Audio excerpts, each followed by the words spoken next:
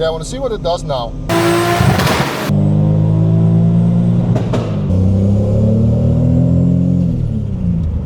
Hey guys, welcome to another episode of our Supra Build. In a couple of months we're driving as Euro in this car, a couple of thousand kilometers through Europe. And today we're dynoing it to make sure that the new turbo and the new exhaust works. So we're going to give it a tune-up, we're going to see how much horsepower we can get, and then we're going to go for a drive on the street to see how it runs. So check out this video and see you in a bit. Today we are at one of our good friends from JE Performance, who is a very respected tuner in Denmark, as well as an awesome guy, and has helped us many times before. He was the one to originally fix many of the issues on this car for the previous owner years ago. The plan is to start by strapping the car down and check the car for issues after the drive from our workshop. We will then make a test run to see how the modification we have made to the car have affected it. We are not going for insane numbers, partially because we need to keep the car legal and partially because we want reliability and street performance over high-end track power. To achieve the power we want, we are going to be modifying amount of fuel, ignition timing and boost using the car's fully programmable engine management system.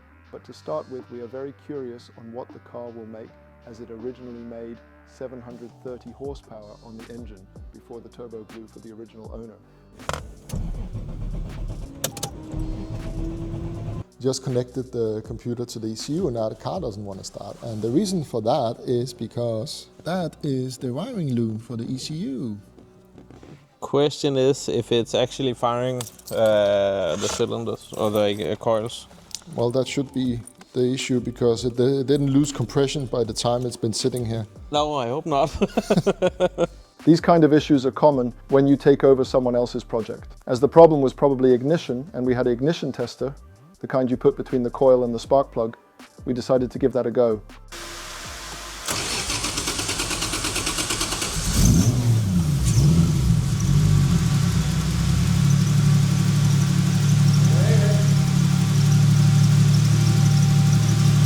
Whatever.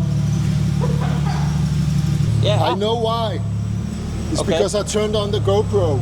That might be why. Yeah. Let's call it that and be happy. The shaking we can feel, is that balancing on the wheels? Yeah. If you want to do a run before... yeah, I want to see what it does now. Yeah, before we do anything. Yeah, let's start with that. And if it goes lean or too rich, I'll pull out of it and then we see what's going on. But yeah. Let's see.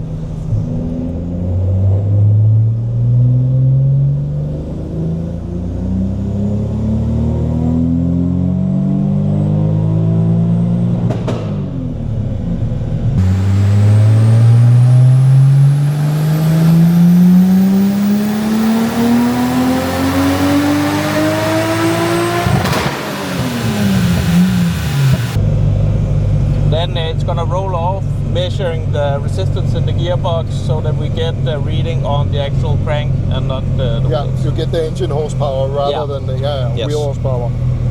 So it's going to be interesting to see where we're at now. What are you guessing? My guess would be around 300. Okay, more than I expected. Wow, so it's making 400 out of the box. Yeah.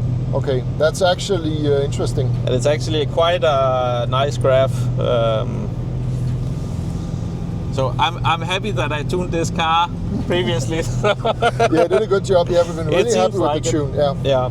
And let's go check the car, make sure no leaks and anything. I didn't expect that. No, I didn't expect 400 either. I was guessing around 350 or something like that. Yeah. It's gonna be small corrections from this for sure. It's not a big deal. So that's good. We're talking about making the adjustments, and one of the things that we need to change is, since we put a smaller turbo on it, it's kind of lean down and low, so we need to give it a little bit more fuel because the other turbo was like huge and only made power in the top. So that's probably one of the few things that we're going to change. So tell me what are the discoveries? So we can see, which we kind of expected, that we don't have enough fuel at the start of the boost. Because we have a smaller turbo now, so it spools a lot quicker. So the scaling in the low RPM needs to be corrected a little bit. So we need a little bit more fuel down there. And we can see it's actually more efficient regarding the top end as well. So we're gonna need a little bit more fuel up there as well. So we are basically making 0.7 and the turbo is a little bit different, but we're pretty efficient. Yes, okay. Definitely. So so we can turn it up if we want, and but now we're just gonna do some fuel correction, get it all sorted to what we like. And once we have that, we can turn up the boost and then see where we go. Let's do that. Let me show you guys what we're seeing.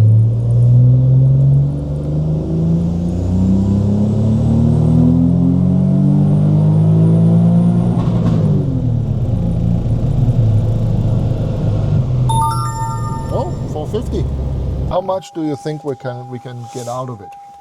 I mean, with a nice curve, I think without pushing it too much, 500 is probably somewhere I would probably say I would stop around there.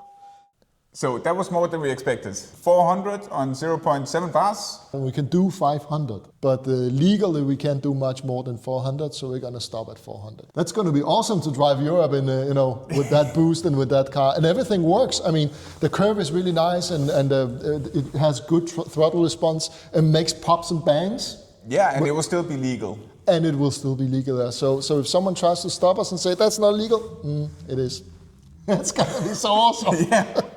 Awesome. So let's finish up the dyno tune. We're just going to make some final adjustment and let's go road test it. Now we have a Supra that runs as it's supposed to. It's dyno tested. It functions. It makes 400 horsepower, which is exactly what we wanted because that's just on the legal limit. We could do about 500, but that would not be legal. So this is nice. This works. Yeah, the curve is perfect. Exactly. Yeah, it's really smooth and it's really consistent and it's not making too much torque that stresses the transmission and the engine. It's just perfect. So this is going to be awesome to drive. There was just a little kid that took a picture. Seriously? Yeah.